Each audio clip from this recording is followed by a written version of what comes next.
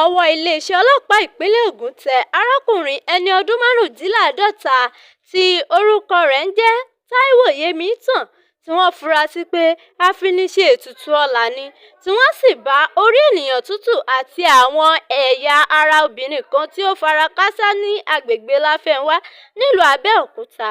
Agbẹnusọ fún iléeṣẹ́ ọlọ́pàá ìpínlẹ̀ ọ̀hún, SP Ọmọlọ́lá Odùtọ́lá kéde mímú arákùnrin náà níbi ọ̀rọ̀ kan tí ó fi léde ní òwúrọ̀ ọjọ́ Àìkú.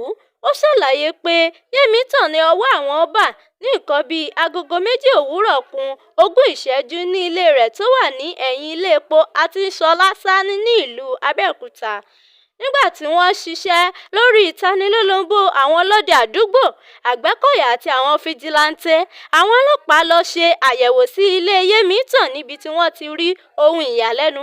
Afurasí yìí jẹ́rìí wípé òun mọ òkú tí wọ́n bá nínú ilé rẹ̀, tí ó sì pe orúkọ rẹ̀ ní Dárasími, tí ó tàn wọ inú ilé rẹ̀ pẹ̀lú èrò pé òun yóò gba ẹ̀mí rẹ̀.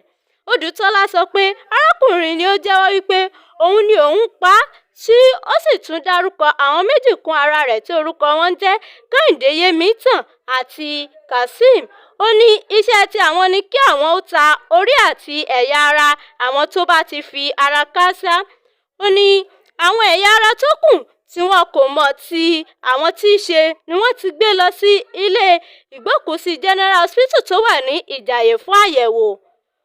Iléeṣẹ́ ọlọ́pàá ní àwọn ń ṣe ìgbìyànjú láti rí i dájú pé ọwọ́ tẹ àwọn ènìyàn Yemitan tó kù àti láti rí i pé àwọn mọ ilé àwọn tó fara kááṣá ìṣẹ̀lẹ̀ ọ̀hún. Odùtọ́lá sọ wípé àwọn yóò gbé Yemitan lọ sí ilé-iṣẹ́ ìwádìí ọ̀daràn tó wà ní Eléwéran fún ìwádìí lẹ́kùnrẹ́rẹ́ àti fún ìdájọ́ tó yẹ.